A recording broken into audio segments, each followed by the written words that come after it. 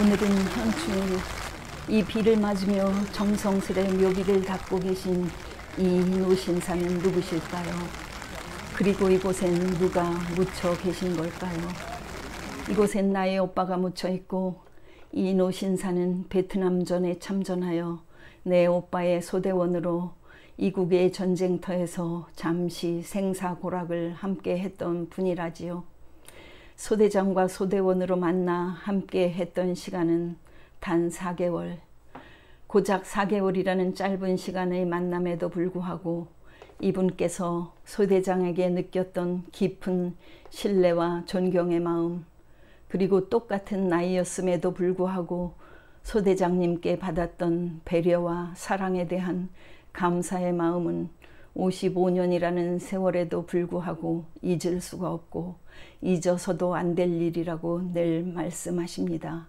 그렇기 때문에 전쟁터에서 돌아와 전역한 이래 50년이 넘는 세월 동안 한 번도 거르지 않고 현충일이면 먼저 떠나신 옛 소대장님을 참배하러 오신답니다. 남아있는 자로서 이제 할 수 있는 일이 이것뿐이고, 또한 이것이 인간으로 마땅히 지켜야 할 도리이기 때문이랍니다. 그래서 당신 스스로 한 발짝도 떼지 못하는 날이 될 때까지는 옛 소대장님에 대한 참배를 멈추지 않을 것이라고 오늘도 말씀하십니다.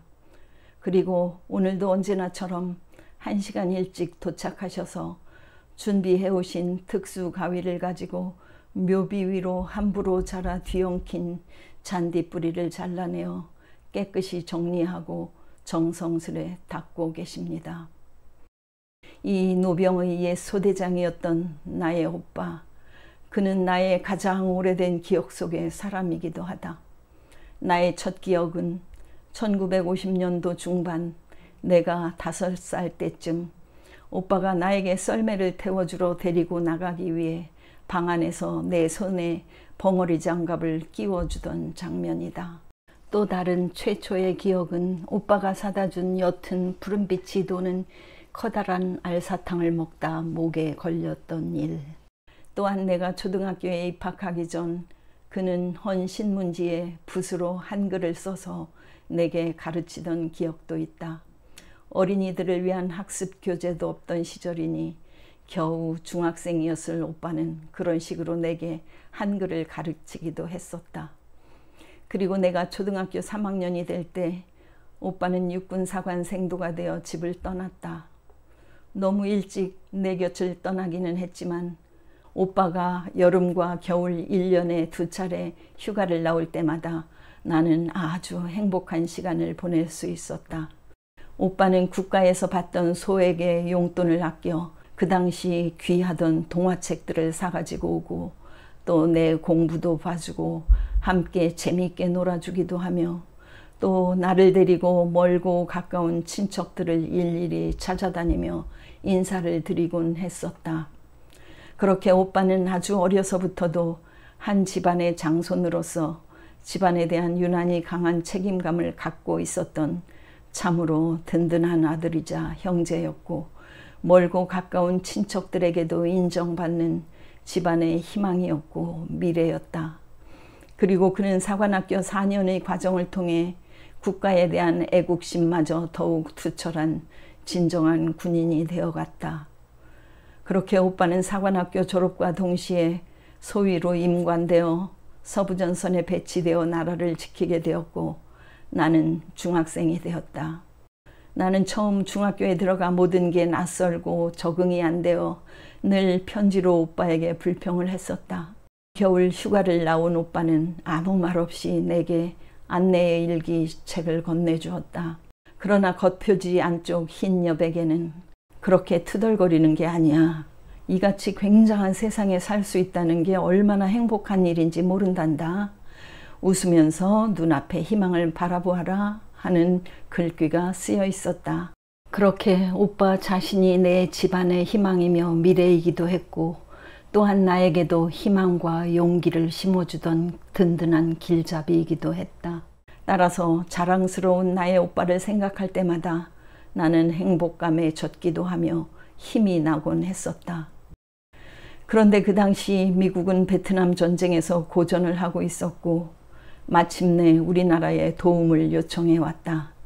우리는 한미 동맹국의 입장이기도 하고 한편으로는 국가의 어려운 경제적 상황을 탈피할 기회로 삼고 정부에서는 파병을 하여 미국을 돕기로 결정을 했다. 그런데 나의 중학교 3학년 여름방학 어느 날 오빠로부터 본인도 베트남전에 참전한다는 전보가 날아들었다. 나는 아버지와 함께 파월 장병들을 태운 기차가 잠시 머문다는 어느 기차역에 가서 한여름밤 무더위와 모기때에 시달리며 몇 시간을 지루하게 기다렸다. 이윽고 칠흑 같은 어둠을 뚫고 군인들을 가득 태운 열차가 들어왔고 우리는 어슴푸레한 기차역 플랫폼에서 잠시 만난 후 황망하게 헤어져야 했다. 그리고 그 기차는 파월 장병들이 베트남으로 갈 배를 타기 위한 항구 도시 부산을 향해 떠났다. 선배들의 만류에도 불구하고 전투 경험이 없이는 진정한 군인, 진정한 군 지도자가 될 수 없다며 그는 그렇게 떠났던 것이다.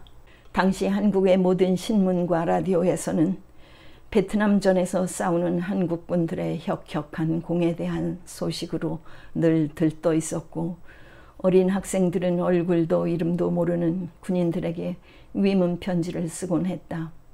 사랑방 아버지 책상 위에 놓여있던 오빠에게 보내는 아버지의 편지 구절엔 내가 살아서 돌아오면 나라와 집안의 자랑이 되지만 만약에 죽어서 돌아온다면 그것은 개죽음에 불과할 것이니라.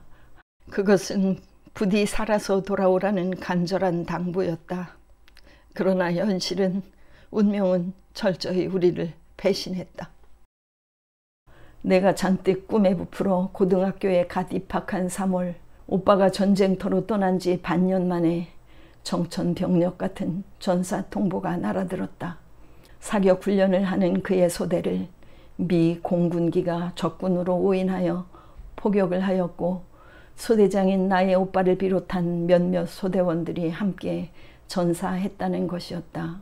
온 집안의 희망이고 미래였고 집안의 든든한 대들보 같았던 오빠의 죽음은 그 누구도 도저히 받아들일 수가 없었다. 우리 가족뿐 아니라 온 일가 친척 이웃들에게까지도 큰 충격이었고 믿을 수 없는 일이었다. 그렇게도 온 집안과 국가에 대한 강한 책임감과 사랑으로 가득 차 있던 꿈 많은 젊은이가 꽃도 피우지 못한 채 한순간에 사라진다는 걸 어떻게 믿고 받아들일 수 있단 말일까. 그러나 며칠 후 전사 확인 통지서가 배달되었고 곧 국립묘지에 안장된다니 더 이상 부정할 수 없는 참담한 현실이 된 것이었다. 햇볕이 쨍쨍한 어느 날 64, 20기 동기생들과 가족 친지들이 현충원에 모여 안장식을 갖게 되었다. 그날 겨우 작은 항아리 속에 한 줌의 재로 돌아온 소중한 아들, 나의 오빠. 어머니는 살아생전에 좋은 옷 한 번 못해 입히고 좋은 음식 한 번 못해 먹여 보낸다며 원통해 하시고 급히 사람을 보내 하얀 비단천을 사오게 하셨다. 그렇게 우리는 하얀 비단천으로 겹겹이 유골함을 감싸서 안장시켰다. 우리가 할 수 있는 마지막 일은 겨우 좋은 비단천으로 유골함을 싸서 묻어주는 것뿐이었고, 그러나 이 세상 그 어느 것도 오빠의 영혼을 위로하고 또 우리에게 위안이 되거나 희망이 되어줄 수는 없었다.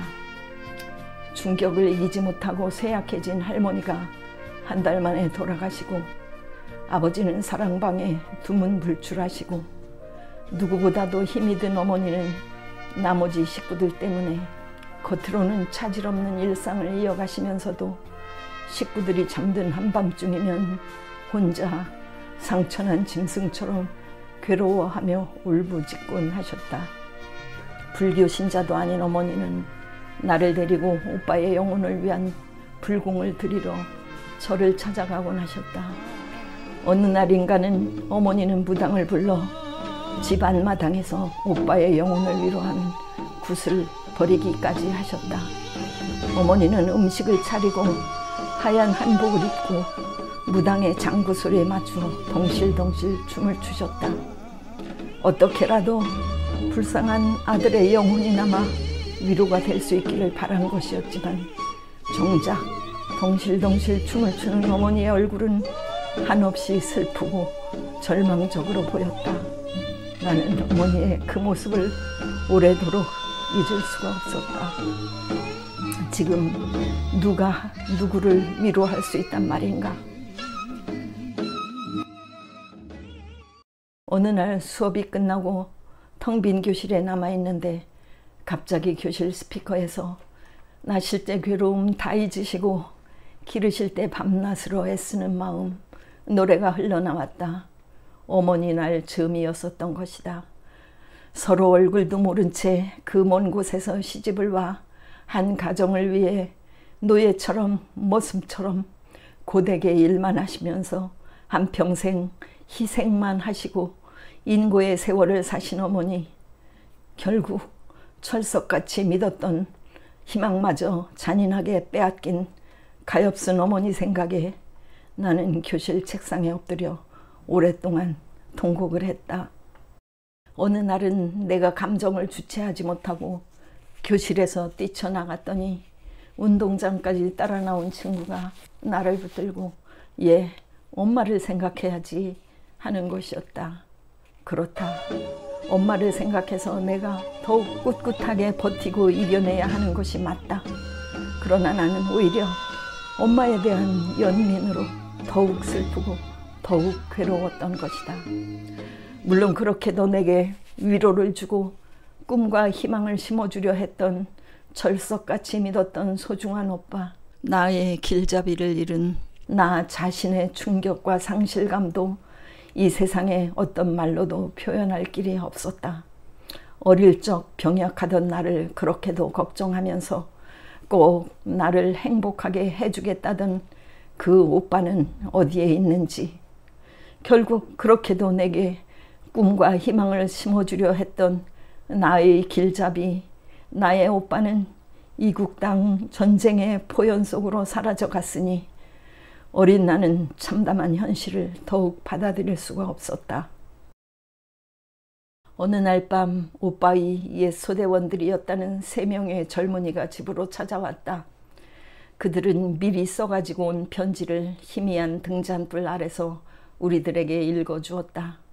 나의 오빠가 얼마나 훌륭하고 존경할 만한 소대장이었던지 하는 오빠에 대한 찬사와 아쉬움, 그리고 그 사고가 일어났던 날의 장면을 자세히 설명해 주었다.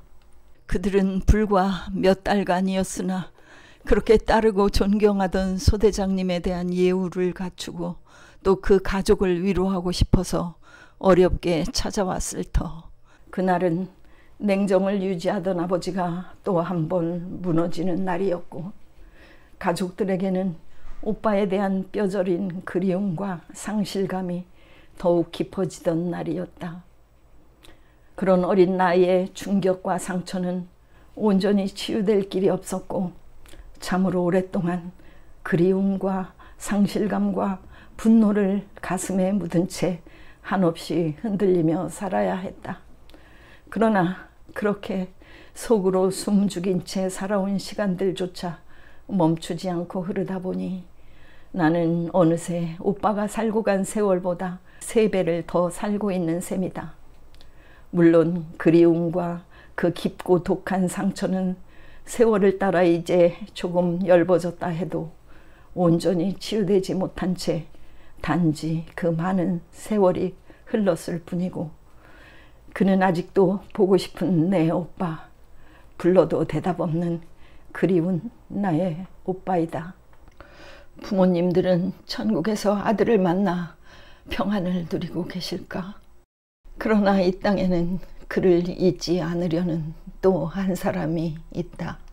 그를 잊지 않고 언제까지나 그를 기리고 싶은 옛 소대원은 오늘도 이 비를 맞으며 정성스레 묘비를 정리하고 닦고 계십니다. 그렇게도 고맙고 존경스러웠던 소대장님, 진정한 군인, 진정한 군 지도자가 되기를 원했으나 너무나 일찍 떨어져 버린 꽃 한 송이를 위해 오늘도 정성스레 묘비를 닦고 계십니다.